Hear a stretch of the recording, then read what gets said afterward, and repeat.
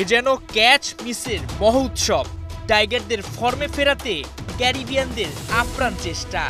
একের পর এক জীবন দিয়ে সাদমান ইসলামকে 50 তুলে নিতে সহায়তা করা, শাহাদাত দীপুর ক্যাচ হাতছাড়া করে তাকে উইকেটে থিতু হতে দেয়া, যেন বাংলাদেশের জন্য উইন্ডিজ ফিল্ডাররা এক একজন আশীর্বাদ। জ্যামাইকায় সিরিজের দ্বিতীয় টেস্ট, টানা হারে বিপর্যস্ত টাইগারদের ঘুরে দাঁড়ানোর লক্ষ্য। মাঠ ভেজা থাকায় খেলা শুরু প্রায় 5 ঘন্টা পর।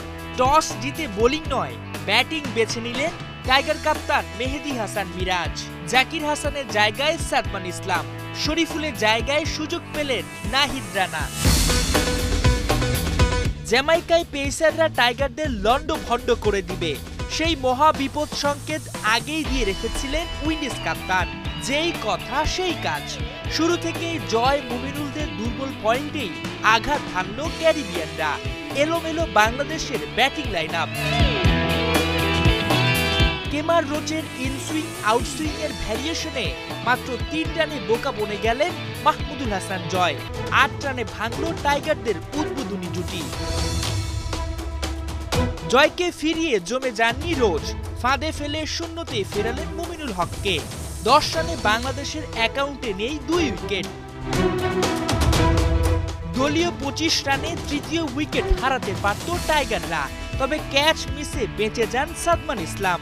35 রানে ফের জীবন পান টাইগার ওপেনার। এখানেই শেষ নয়, ক্যারিবিয়ানদের বাজে ফিল্ডিংয়ে ব্যক্তিগত 8 রানে জীবন পান শাহাদাত দীপু। তার ক্যাচ ছেড়ে দেন আলিক আখানেজ। ক্যাচ মিস, বাজে ফিল্ডিং এর ফায়দা অবশ্য তুলে নিতে ভুল করেননি সাদমান।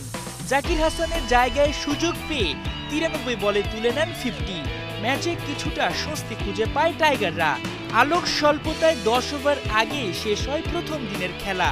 সাদমানের অপরাজিত 50, দীপুর 12 রানে দিন শেষে টাইগারদের সংগ্রহ 2 উইকেটে 69 রান।